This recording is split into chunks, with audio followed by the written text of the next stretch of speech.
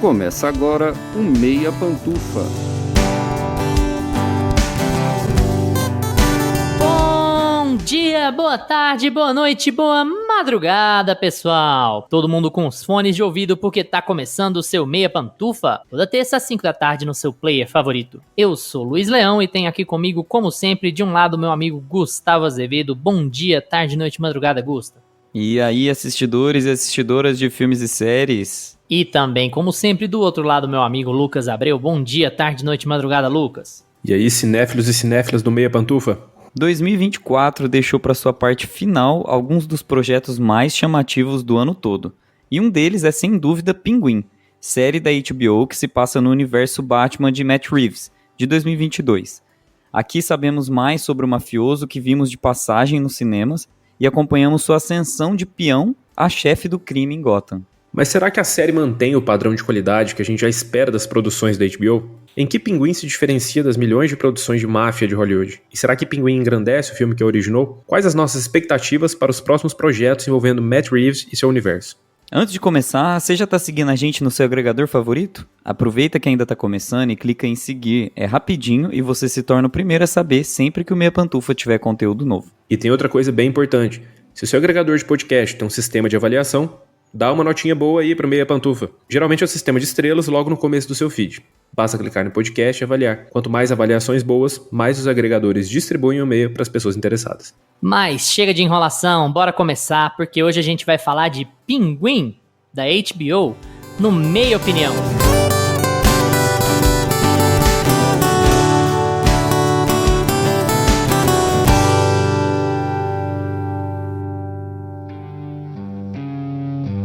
Meia Opinião.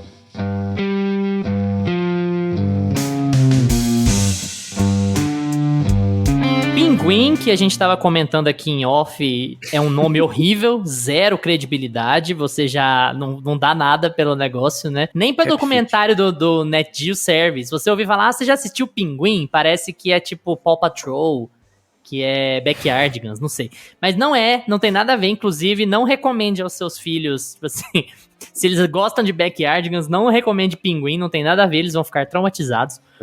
Vai ver Happy Feet, tá dando onda. Exatamente. Pinguim é uma série, uma minissérie. Hoje em dia a gente não pode chamar nada de minissérie, né? Porque aí a coisa funciona e tudo vira série. Mas supostamente hoje aqui, dezembro de 24, Pinguim é uma minissérie que acompanha a história do Oswald Cobb, que é conhecido como Pinguim, pejorativamente conhecido como Pinguim, e mostra a ascensão dele de peão, sabe, de gangster de rua mesmo, a um grande chefe do crime. A gente descobre como isso acontece. A primeira representação que a gente tem dele, como tá na introdução, é no Batman do Matt Reeves, de 2022, mas ele tem pouquíssimas cenas lá. Ele tá lá, ele é o auxiliar de roteiro que tem ali no filme, né? A história precisa andar num certo ponto, a gente põe ali o Colin Farrell pra explicar umas coisas e aí manda brasa. Só que, por conta do projeto, do potencial do personagem dentro dos quadrinhos, o Matt Reeves e o Colin Farrell tiveram conversas sobre expandir isso aí e o Matt Reeves resolveu investir na série. Só pra constar, ele não é o showrunner, ele não é o criador da série. A showrunner, criadora da série, é a Lauren LeFranc, ela quem comanda tudo, mas o Matt Reeves está essencialmente envolvido, muito envolvido, porque ele capitaneou o projeto de tirar do filme e transformar numa série, e envolveu o Colin Farrell no projeto, né? Conversaram muito sobre a estética, sobre que tipo de história isso ia acontecer, e aí depois disso, o Matt Reeves continuou só como produtor executivo, muito influente na criação do clima, do ambiente, da coisa toda, mas quem comanda a coisa não é ele. E aqui a gente acompanha uma história que, pra falar a verdade, começa muito típica, muito comum de histórias de máfia, que a gente tá bastante acostumado, assim, Sopranos e Poderoso Chefão e Goodfellas, tudo isso tem uma onda muito parecida, visualmente até que não, mas em termos temáticos sim, e aí fica aquela coisa de como misturar essa história com a pegada do super-herói, né? Porque a gente tá falando de um universo de super-heróis. Pinguim é um personagem da DC. E era onde a armadilha podia estar, né? Será que não vai ficar sério demais? Será que não vai ficar aquele falso sério que as séries de super-herói costumam trazer, ou então bobo demais. Era complicado achar o equilíbrio entre ser original, ser fiel a alguma coisa dos quadrinhos, a essência da história, e ao mesmo tempo fazer funcionar. Se funcionou ou não, a gente vai discutir agora. Eu vou começar, como sempre, com o meu amigo Gustavo. E aí, Gusta, o que você achou de Pinguim? Você acha que a repercussão foi a esperada? As pessoas deveriam estar falando mais da série do que elas estão? Ou tá bom, tá legal aí? O que você... Passa uma impressão geral aqui, sendo o único de nós que já finalizou Sopranos, vale constatar.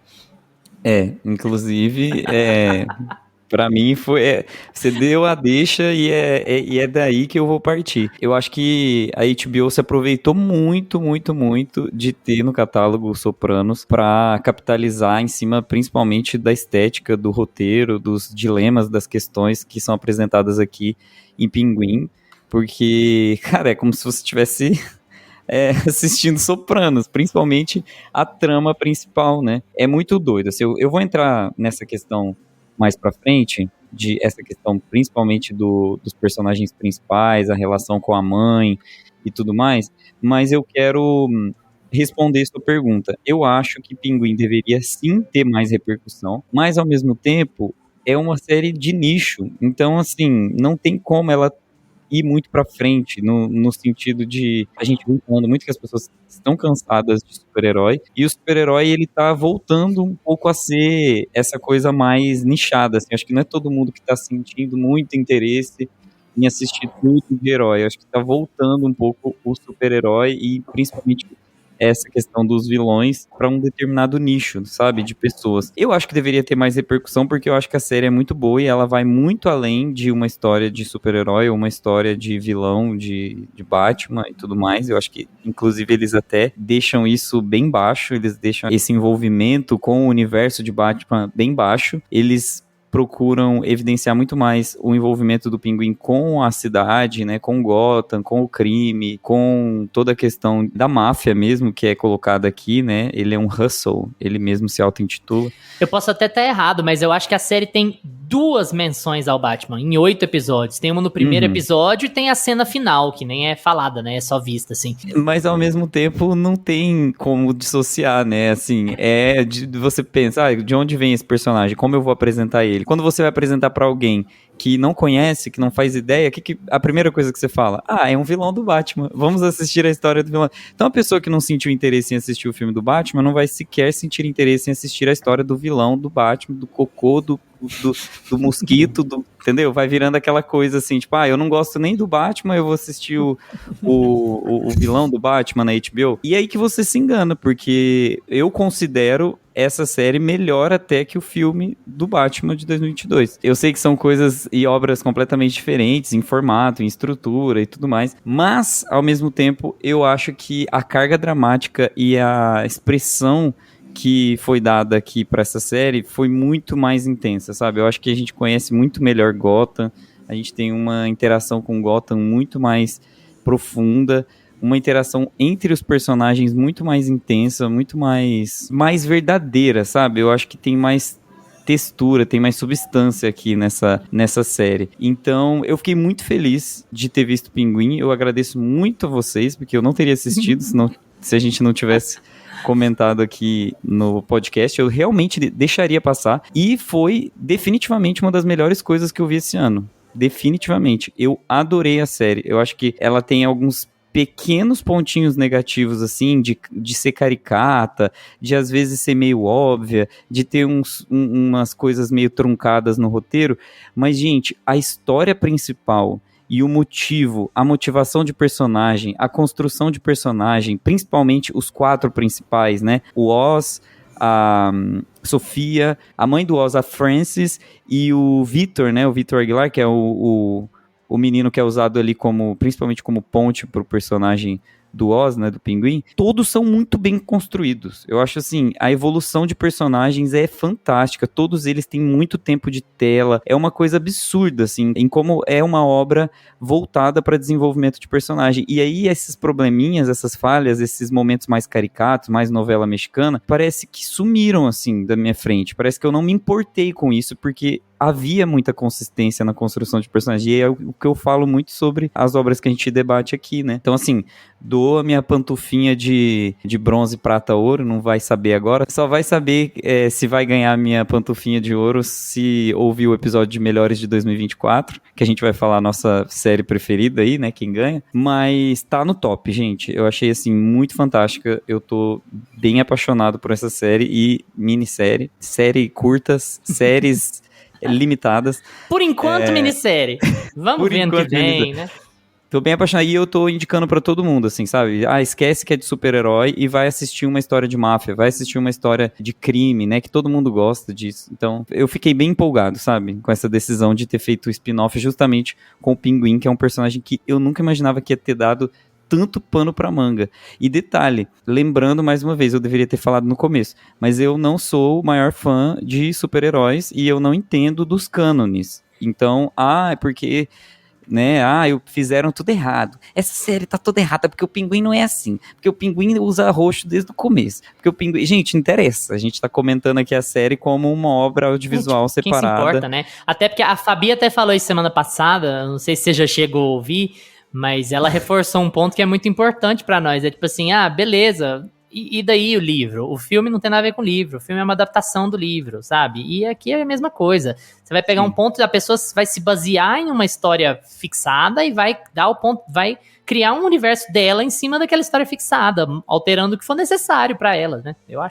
Eu pelo menos acho isso. Sim.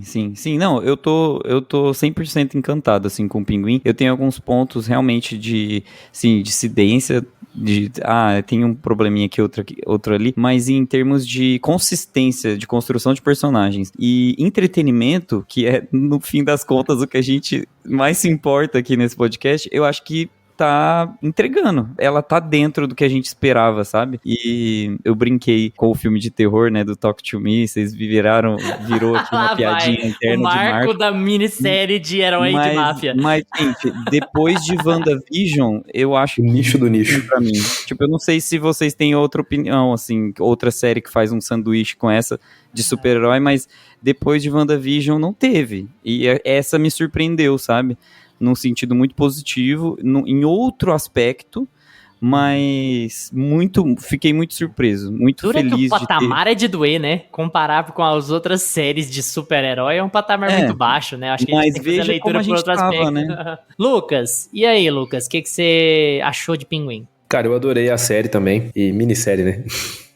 Pra mim só existe série, pra mim, sempre que é minissérie, pra mim é um termo só. Eu já tinha gostado, eu gosto muito do filme, do The Batman, do Matt Reeves, eu adoro o filme e gosto muito do Colin Farrell como Pinguim ali. Apesar dele aparecer pouco no filme, eu acho que ele é uma das melhores coisas do filme, porque, cara, sempre que ele aparece, ele rouba a cena. Você fica chocado, assim, de saber que aquele cara ali na sua frente é o Colin Farrell, velho, porque ele tá completamente, assim, caracterizado como outra...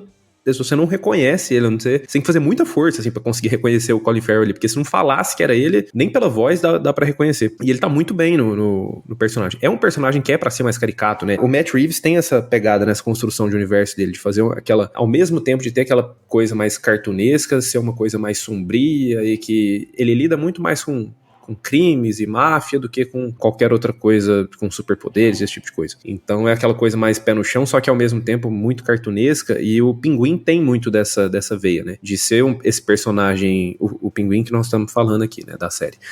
Ele tem muito essa veia de ser esse personagem meio caricato, meio cartunesco, mas ao mesmo tempo a gente tá vendo uma história de máfia que é super pé no chão e a gente vai lidar só com crime, não vai ter nada de superpoder, nem nada fora da realidade, assim. E eu acho que eles conseguem encontrar o equilíbrio perfeito nisso, em termos temáticos, assim, desde o filme até o que eles trazem aqui pra série. Acho que eles conseguem... O Gusta falou comparou aí com WandaVision, as outras séries que tentam expandir esse universo de super-heróis, e eu concordo, porque... Eu acho que não só sobre super-heróis, a gente tem uma série de Duna agora, a gente tem tudo que vira franquia, ou tudo que faz muito sucesso, acaba tendo ou continuações, ou derivados, ou prelúdios, e assim vai. Hollywood virou isso, né? E todo mundo quer expandir o seu universo. E eu não acho nem que isso é necessariamente ruim. Eu acho que desde que você saiba o que você quer construir e de que quem está criando aquela história tenha um certo controle sobre o produto e consiga criar um mundo, né, uma história concisa ali entre essas obras, eu acho que funciona. E eu acho que aqui eles conseguiram isso, porque até onde eu sei, Pinguim não era uma série planejada, né? Ela surge de uma ideia de uma conversa entre o Matt Reeves e o Colin Farrell, do Colin Farrell falando que gostou muito do personagem, acha que o personagem merecia aparecer mais. O Matt Reeves fala que ele tem plano para o personagem aparecer em outros filmes, e aí surge a ideia de, nesse ato, né, até ter um outro filme, eles expandirem o universo e trazerem a série do personagem. E funciona, o Gusta falou um pouco disso, e funciona muito nesse quesito de expandir o universo e principalmente expandir Gotham. Porque já no filme do Batman, Gotham é como se fosse um personagem, é uma coisa muito forte no filme, muito presente, muito viva, a cidade em si, como a cidade funciona. É uma das coisas que eu mais gosto no filme, é a Gotham do Matt Reeves. E aqui ele expande isso, ele continua naquela mesma pegada, ele, em momento algum, eu acho que a série tem sua própria temática, o seu ritmo diferente do filme, mas sem perder a essência daquele universo.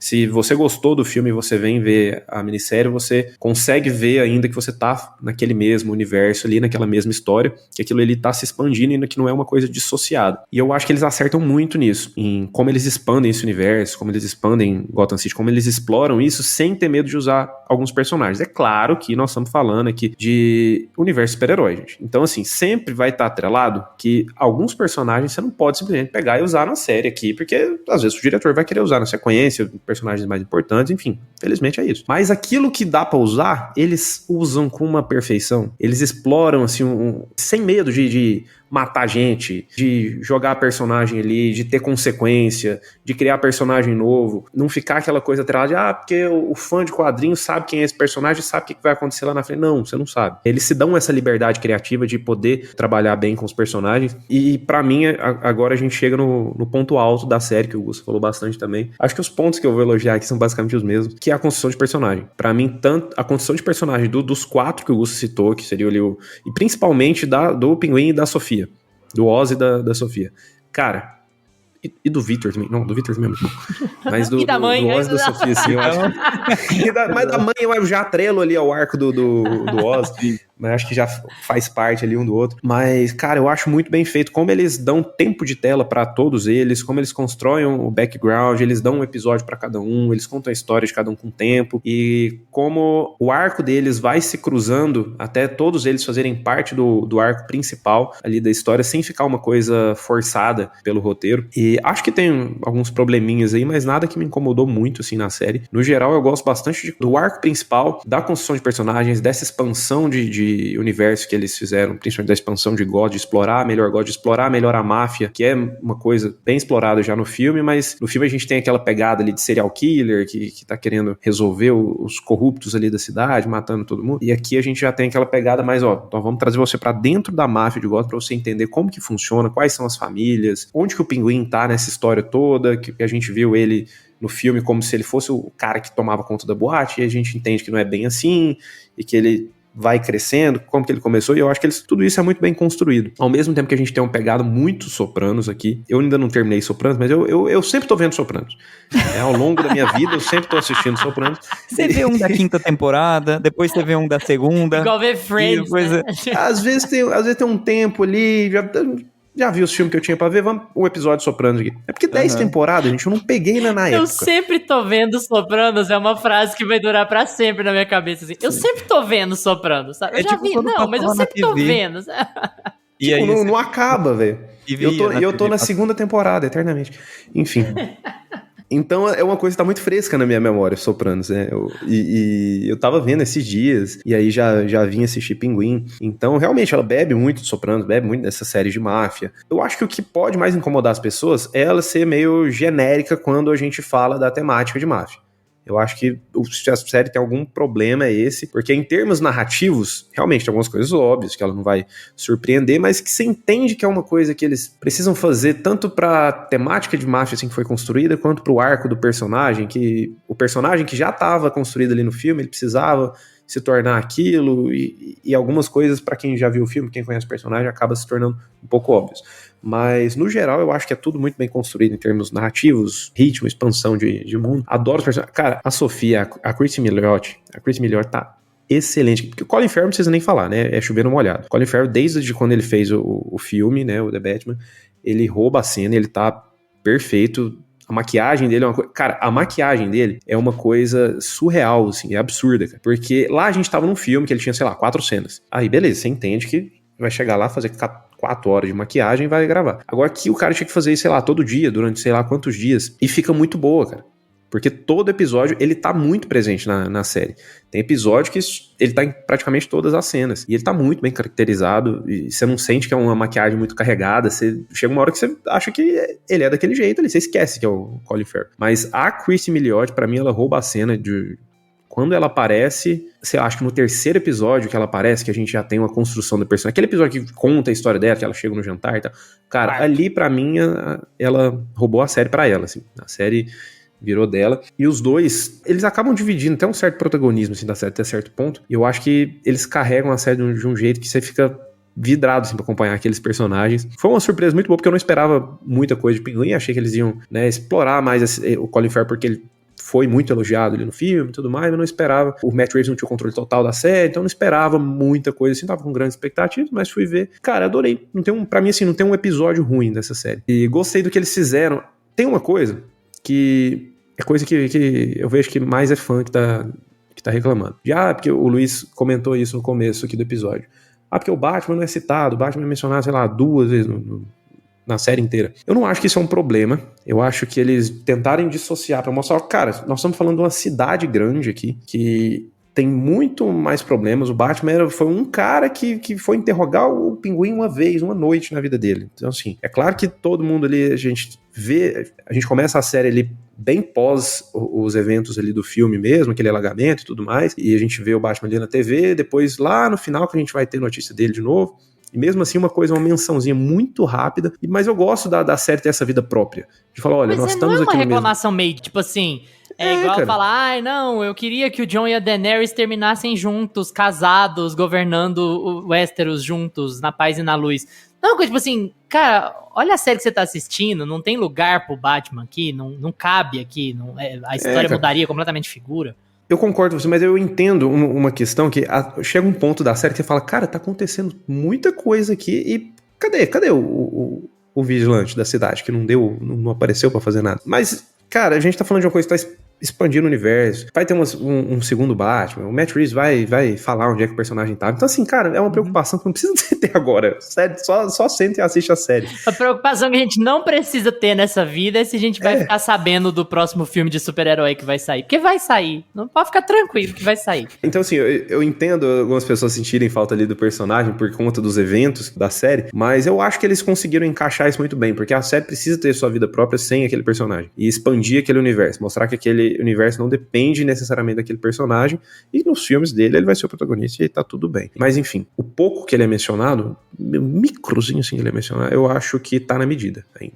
Eu acho que essa série tem... Eu já vou falar de cara, eu gostei muito da série, mas eu queria questionar um pouco aqui o que vocês querem dizer com o arco principal quando vocês dizem que o arco principal é muito bom. Porque, assim, se eu for considerar como arco principal a gente conhecer o Pinguim, a gente vê não só essa jornada de ascensão dele, mas conhecer ele enquanto pessoa, saber como é que ele é, o que a gente pode esperar dele no futuro, alguma coisa assim, eu concordo plenamente. Eu acho o arco principal da série muito bom. Mas se você for me falar que o arco principal é a ascensão dele por meio de como acontece a briga das famílias e o conflito e como ele consegue aliados e tal, aí eu acho ruim. Eu acho ruim assim. E não é que eu acho uma bosta, não. Eu acho muito mediano. E eu não sei se é por conta de uma questão de escala, porque o orçamento é menor do que de um filme, são muito mais horas pra cumprir, mas eu acho pequeno demais. Eu acho que os núcleos são muito pequenos para um controle da máfia da cidade toda. E ainda tem aquela coisa assim, beleza,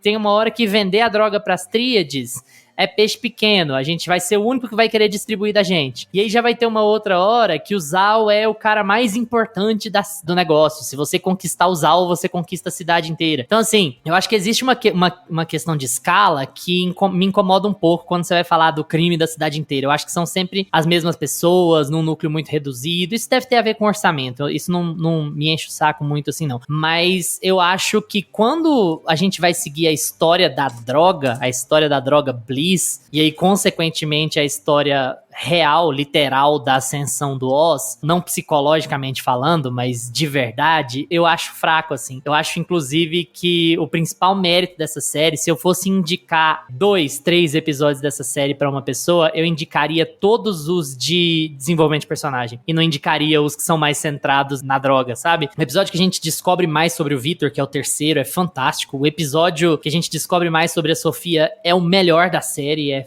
fenomenal, assim, é muito bom. Eu acho que ele encapsula muito bem o que a série quer dizer. A violência, a crudez, o desespero, é muito agoniante acompanhar a jornada dela ali, sabe? É muito pesado, muito frustrante. E o último episódio, principalmente, em que você entra mais no que a Frances teve que passar e no fato de que o Oz é uma pessoa incapaz de redenção, sabe?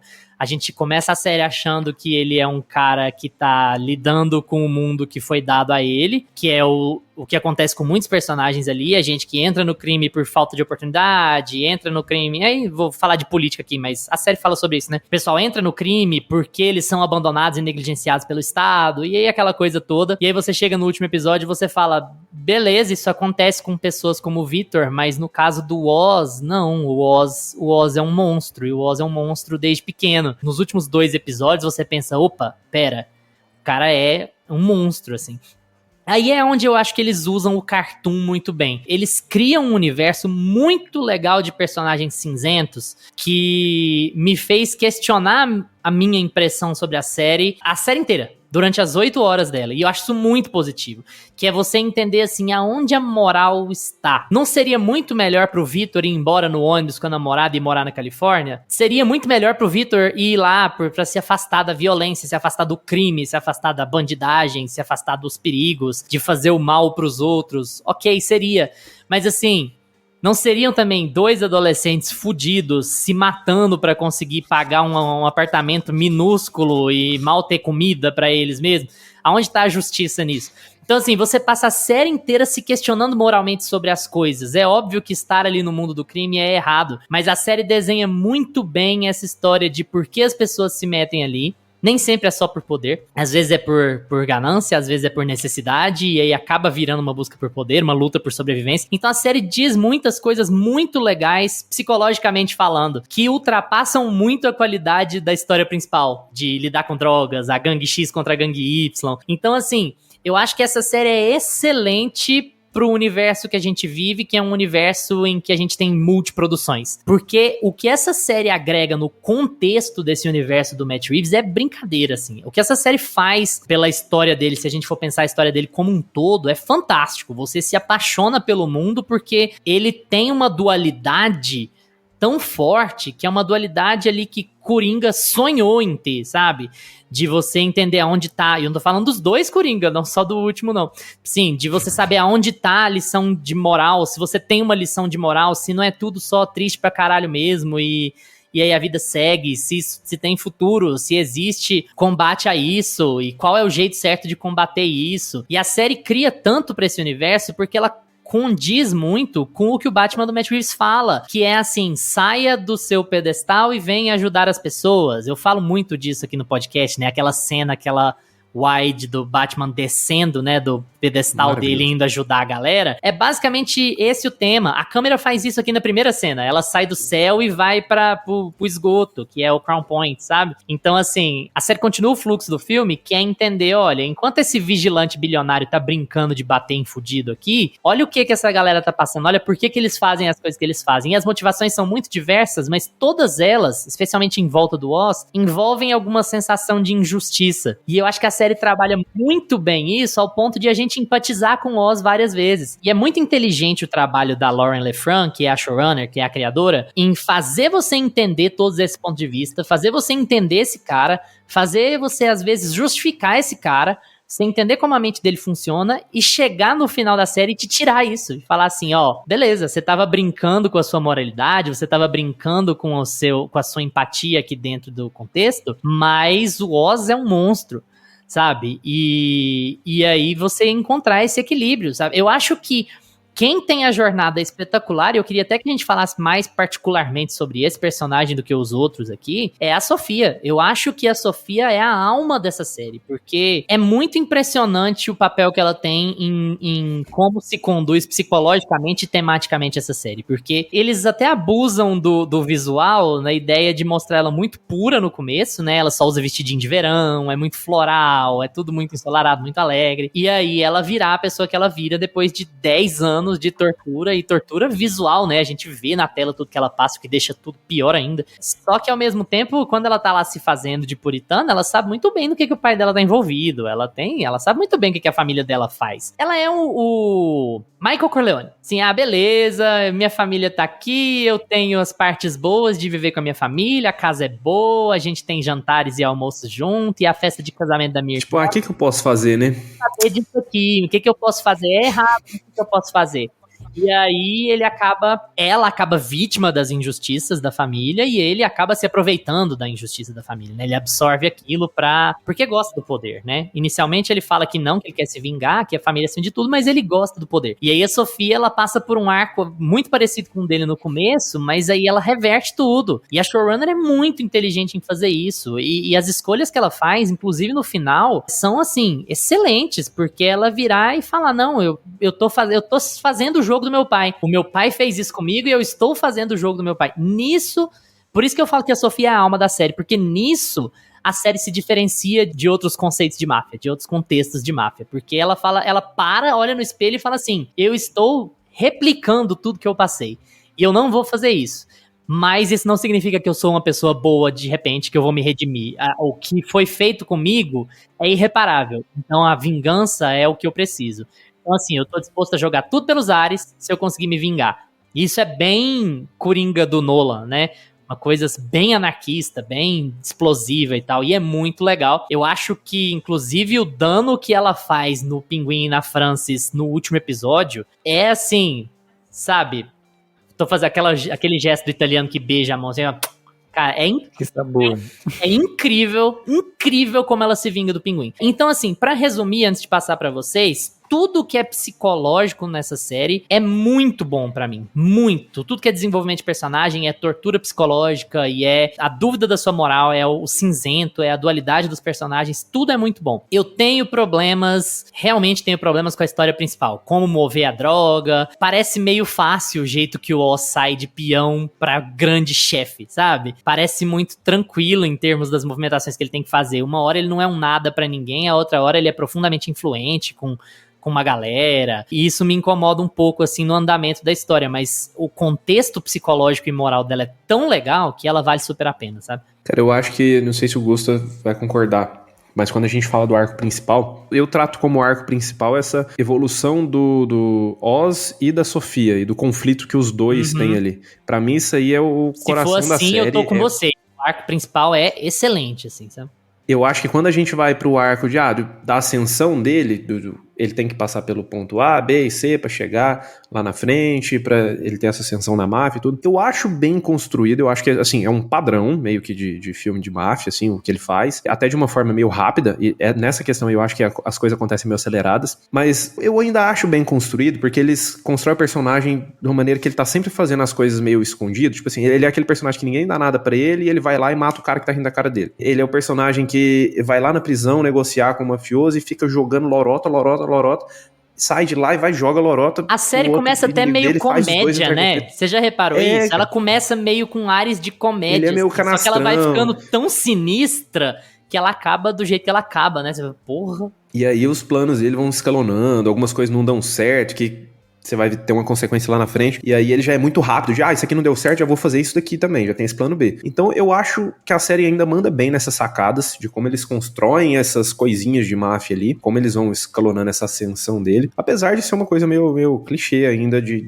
mas não é uma coisa que me incomoda. Eu gosto muito de coisa de máfia, então eu gosto de sentar e falar, eu quero ver uma máfia aqui. Então isso aí não me incomoda muito, mas eu ainda acho que eles fazem de uma forma inteligente essa ascensão dele, apesar de ser meio óbvia, justamente por conta disso. Eles colocam um personagem meio canastrão que ele vai te surpreender. O cara tá rindo da minha cara aqui e ele mata, tipo, a gente tem uma cena que ele mata o filho do Falcone, que era pra ser o novo mafioso, bambambam da parada, e os dois estão sozinhos e ele mata o cara. Tipo, é o primeiro episódio. E é uma coisa que já te choca. Você fala, esse cara aí não é um Zé Ninguém, mas quando você irrita ele é capaz, né, de fazer alguma coisa. E aí a gente vai vendo até onde ele pode chegar. E o que eu mais gosto nessa série também, cara, é que é um vilão sem ter medo de ser vilão. Porque a gente vai comprando aquela história dele. Porque, né, a vida é difícil e eu quero ser alguém legal, igual era o mafioso da minha rua lá, ajudava todo mundo e tinha um carro legal e ajudava as pessoas. Você vai comprando esse papinho dele e aí você vai vendo que, na verdade, o bicho é ruim de coração, desde criança. Ele tem os problemas dele. Ele tem problemas sociais, ele nasceu num bairro pobre, mas nem por isso ele deixa de ser uma pessoa ruim, amargurada e vingativa e egoísta. E ao contrário do Victor. E aí eles acertam muito bem, porque eles mostram duas pessoas que vieram do mesmo lugar e que tinham uma cabeça completamente diferente, que agiam de maneiras completamente diferentes. E aí você vê que a série não passa pano pra ele. É assim, cara, esse cara ele tá se aproveitando dessa narrativa pra se fazer de coitado. Mas olha o que ele é capaz de fazer. Olha quem ele é de verdade. E eu acho isso, como eles tratam isso no personagem, genial. Eu acho que a diferença da série ser, assim, mais disruptiva é do momento em que a gente descobre o que tá acontecendo. A série realmente guarda tudo pro final de uma forma muito, muito, muito cuidadosa. Ela não entrega, isso tudo que o Lucas acabou de falar, é na hora certa que a gente sabe que ele é o vilão. Que ele não vai ter um arco de redenção. É na hora certa que a gente descobre qual é a relação dele com a mãe dele. É na hora certa que a gente descobre o que o Victor representa pra ele. É tudo muito na hora certa. O roteiro, ele, apesar de ter esses... Eu não acho que seja problema, eu tô um pouco com o Lucas nessa questão de achar que é mais um padrão de... o padrão do HQ, o padrão do videogame, sabe? Eu tinha uma impressão de que quando eles estavam no QG deles, eu tava lá no Arkham City, lá jogando videogame, tipo, 8 traficantes fazendo a droga, aí vem o Batman por cima e tem aquela visão geral. Eu entendo, mas você não acha que é tipo assim... o que me incomoda é justamente essa impressão, porque o que me incomoda é a impressão de que a showrunner é muito inteligente, muito esperta, muito criativa, e ela se importa muito mais com certas partes da história do que com outras. Então fica aquela sensação de que, assim, na hora de desenvolver o psicológico é 10-10, de desenvolver certas interações é 10-10. Na hora da máfia, aí é máfia de quadrinho. Põe qualquer história de máfia de quadrinho, tá bom, sabe? Sim, eu acho que tem isso, sim, mas ao mesmo tempo eu sinto que é justamente protocolar pra poder ela passar por isso mesmo. É justamente o que você falou.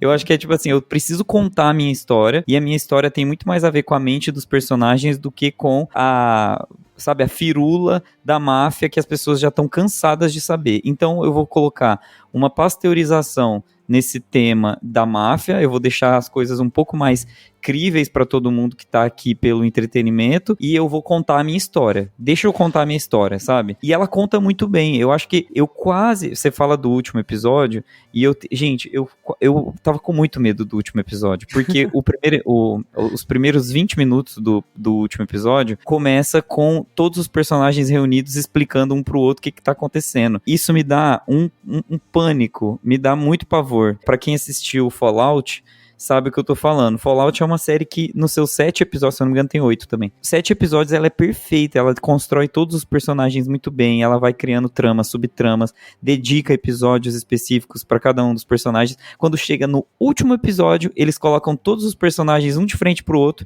e falam, você é meu pai, e você não deveria ter feito isso, porque eu te amava, e agora você não me ama mais. Sabe? Gente, não é assim que resolve os problemas numa série, né, que você já construiu tão bem os personagens. E se a gente fizesse um bingo do Meia Pantufa, as coisas que cada um de nós sempre fala, já vem mais um bingo aqui agora. Porque o começo do último episódio é igualzinho o episódio de BoJack Horseman, que você mistura a realidade, mistura o passado com o presente pra contar uma história, sabe? Você mistura atores do passado e do presente dentro do mesmo contexto pra contar uma história. É toda tipo sobre memória também, sabe? É igualzinho, gente, igualzinho. E eu achei muito bom como ele se sai, né? Porque ele começa ali os 20 minutos super explicativos, expositivos e tudo mais, só que ele transforma todo o episódio em outra coisa, ele vai pra outro rumo, e isso foi, assim, fantástico pra mim, porque eu comecei o episódio com a expectativa muito baixa, eu falei assim, putz, não é possível que eu vou ter que falar mal dessa série, eu não queria falar mal dessa série. Acho que no começo do episódio eles fazem uma coisa meio, vamos recapitular aqui todo o Sim. que trouxe esse personagem pra cá, e aí depois vamos levar de volta. Exato. Foi uma isso. coisa tipo previously on, só que 20 minutos. Eu tava com muito medo, mas assim, eu acho que os episódios psicológicos que o Luiz citou, eles são todos muito bons, mas eu acho que em todos os episódios, por mais que a trama da máfia esteja caminhando, em todos os episódios, eles conseguem trabalhar muito bem as questões psicológicas dos personagens, eles nunca são abandonados, eles nunca têm uma falha de motivação, as motivações são sempre guiadas pelo mesmo sentido narrativo, sempre tem um caminho traçado para aqueles personagens em relação ao que eles querem. Isso pra mim é genial. E eu acho que assim, voltando para essa questão da máfia e de como o roteiro é construído para trabalhar os conflitos entre os mafiosos. Eu acho que tem 2 momentos que me desagradam um pouco. O primeiro momento é quando o Victor, ele tá com a mochilinha na balada. Eu acho aquela cena muito ruim, muito estranha. Eu acho que ela não tem, a palavra que o Luiz usou foi escala, e eu acho que ela não tem escala, não dá pra entender que aquela balada é o suficientemente grande pra ele tá vendendo com uma mochila droga, sabe? Ficou um pouco meio sem noção, assim, sabe? Eu achei que não fez muito sentido, não vestiu muito bem a série, porque eles precisavam dele desmaiado em algum lugar pra provar que ele tem um trauma e ele tava drogado e ali ele ia revelar esse trauma. Não precisava, sabe? A gente já tinha entendido. E outra cena que eu acho bem piegas é a cena da cervejinha com os mafiosos, porque... É a pior cena da série. Eu acho que ela revela...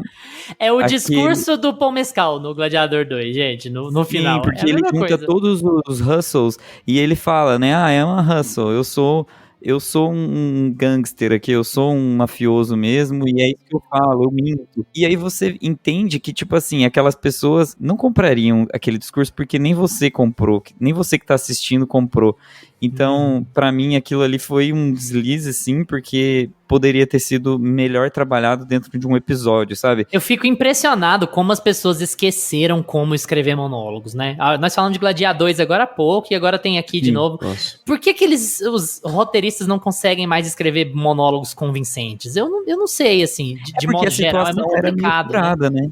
A situação era meio furada também. É difícil você escrever um monólogo muito bom para uma situação que é forçada. Era uma situação em que o roteiro precisava fazer acontecer aquilo. Então você entende que aquele monólogo é falso porque a estratégia do roteiro é falsa. E tudo bem, assim, é aquilo que eu tava falando na minha primeira fala. Eu alivio muito a minha atenção para esses pontos, porque eu acho que todo o resto na série é muito bem trabalhado. É aquela coisa, eu concordo com você, é aquela coisa assim, a gente passa pano pra essas bobaginhas, assim, porque os bons momentos da série são muito bons. E é aquela coisa também, desculpa, mas meio infantil, sabe? Como o filme se protege sob o verniz da HQ, ele sempre vai poder ter esse escudo. Ah, não, isso aqui é básico porque isso aqui é baseado numa história de herói. Ah, não, isso aqui é bobo porque isso aqui é baseado numa história de herói. Ele tem esse fio pra se equilibrar, sabe? Se alguém fizer alguma crítica em cima disso, você pode usar isso pra se defender. Ah, não, mas isso aqui é muito típico das HQs. Ah, não, a história se conduz aqui mais ou menos desse jeito. Então acaba que a gente passa um pano pra esse tipo de bobaginha, porque quando a série investe nos seus personagens, e isso num contexto completamente à parte da HQ, a Sofia Falcone tem uma história completamente diferente na HQ, o Oz tem uma história completamente diferente, o Oz nasceu rico nas HQs. O Victor Aguilar não existe nas HQs. Então, assim, quando a série se preocupa em construir os seus personagens,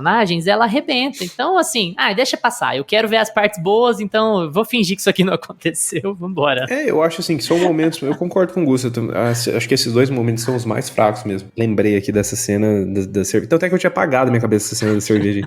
E realmente é uma das mais fracas da série. Mas não chega a ser nada que atrapalha, sabe? Todos os episódios são bons, são bem fechadinhos. Então a gente vai ter um ou outro momento ali que acaba sendo um pouco mais fraco, mas que não atrapalha o contexto. A bomba no carro geral, também me irrita um pouco, sabe? Cair num golpe tão velho, tão barato desses. Beleza, o carro tá vazio, tem uma bomba. Legal, tá bom, sabia não. É porque se você contrapõe essas últimas cenas que a gente comentou aqui, que a gente tá falando da bomba, da cerveja, né, do Bliss, do Victor tomando a droga na festa. Quando a gente contrapõe com cenas como o Oz com a mãe dele quando eles são crianças, no sofá assistindo TV enquanto tudo aquilo acontece. Pra mim é memorável. E assim, aquele ator nem tava na série. A Sofia passar pelo que ela cena- passa em Arkham, sabe? Do jeito que ela passa lá dentro, sabe? E você ter a noção de que ela passou 10 anos vivendo aquilo ali, sabe? Exatamente. A cena do Victor olhando a família dele pela janela. E assim, é uma coisa simples, que se você parar pra pensar, assim, é um plot twist comum, mas aquilo tem tanto peso narrativo, aquilo fala tanto sobre a série. Gente, a última cena do Oz com a mãe dele, pra mim é de arrepiar.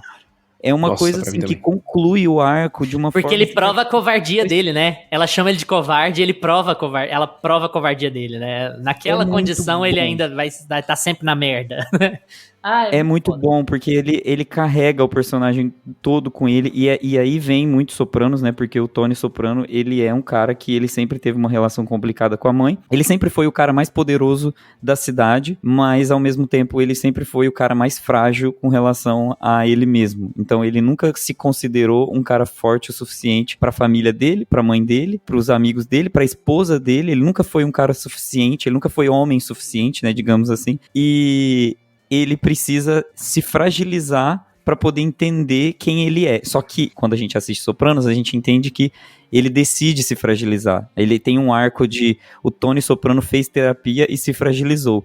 Aqui a gente tem um outro arco. Aqui a gente tem um Tony Soprano do submundo, uma baratona do esgoto. Não é à toa que tem toda a trama com os irmãos dele, dessa coisa da câmera sair de cima e pra baixo, tem tudo isso. Ele se entrega pro horror, pro submundo. Ele já é uma pessoa toda deformada, ele tem o rosto deformado, ele manca, ele é zoado por ser manco, por ser zoado, assim, ter o rosto zoado, né? Então, ele é essa pessoa que ele assimilou pra ele de que ele é realmente um vilão, ele realmente é uma pessoa ruim, e ele carrega isso com ele pra sempre. Pra sempre. Ele personificou o mal em uma prostituta dentro da casa dele, com a mãe dele. Cara, assim, eu acho o último episódio, o final desse último episódio, assim, muito, muito masterpiece, sabe? Muito incrível. E ele passa por um arco de Walter White também, né? Tudo bem que aí o final desfaz um pouco isso, porque o final prova que o Oz sempre foi muito ruim. E Breaking Bad mostra que o Walter tinha indícios de ser muito ruim, mas assim, ele não tinha os mecanismos. E a partir de quando ele descobre os mecanismos, ele mostra uma coisa que sempre teve nele. Mas eu falo que ele tem um arco de Walter White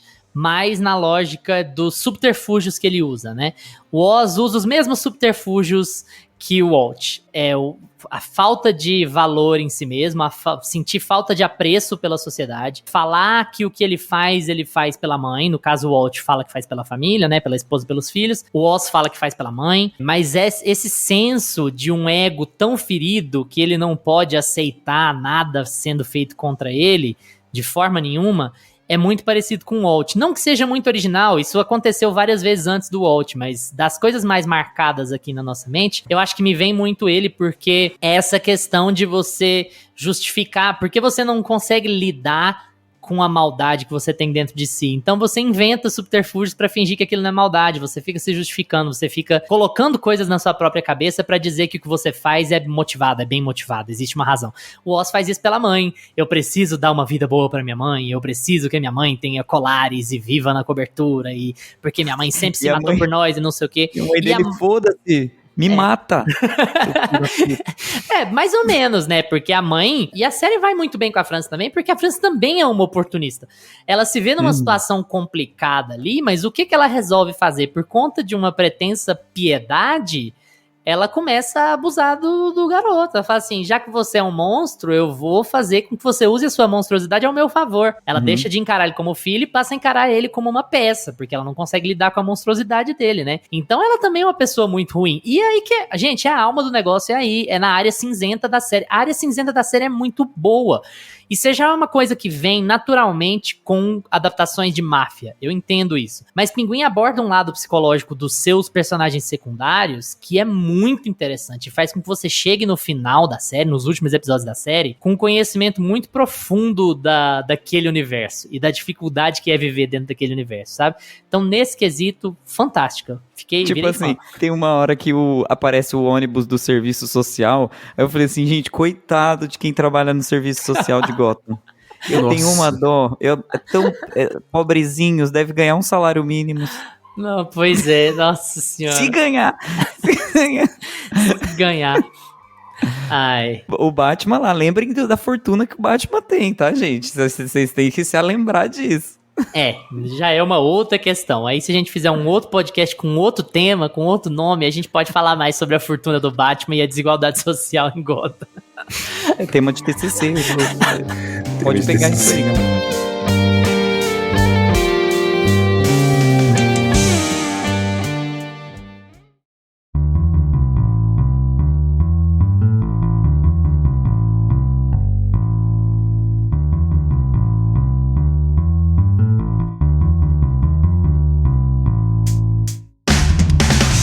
E agora com vocês, já assistiram Pinguim? Gostaram? Não assistiram, mas ficaram interessados? Vamos estender essa conversa lá no Instagram, @meiapantufa, que a gente responde tudo que aparece por lá. Valeu pela atenção de vocês. Tchau, Gusta. Tchau. Tchau, Lucas. Tchau, galera. Antes dos avisinhos de seguir, dos podcasts, agregadores favoritos, semana que vem a gente vai ter o nosso último episódio da temporada. Nós vamos tirar 3 semanas aí de férias, porque ninguém é de ferro. E aí a gente volta logo no meio de janeiro com mais episódios pra você. Mas o episódio da semana que vem vai ser muito especial. A gente vai ter a nossa premiação. Vocês já devem estar sabendo alguma coisa aí pelo Instagram, que a gente colocou as categorias, colocou os indicados, explicou um pouquinho como é que vai funcionar. Então semana que vem com a gente pro nosso último episódio de 2024. E claro, lembre-se de seguir a gente no seu agregador de podcasts favorito, seja ele Spotify, Apple Podcasts, Deezer, Amazon Music. Muito obrigado inclusive a todos vocês que estavam no Meia Pantufa no Spotify Retrospectiva, que saiu na semana passada, aqui na data de gravação desse episódio. Tivemos algumas pessoas que tiveram Meia Pantufa como top 1. Valeu, gente. É por conta do apoio de vocês que a gente consegue manter isso aqui funcionando, mesmo com a rotina maluca, mesmo sem grana, mesmo com todas as dificuldades. Agora tem até fuso horário pra jogar na dificuldade. Mas gente grava praticamente naquele buraco lá que o Oz morava. Tinha o PGzinho dele. Exatamente. Mas enfim, a gente tá também no YouTube, então se essa é a sua plataforma favorita, dá uma passadinha lá, porque todos os episódios já estão disponíveis em áudio. Terça-feira que vem a gente tá de volta com o último episódio de 2024 e mais Meia Pantufa pra vocês. Tchau!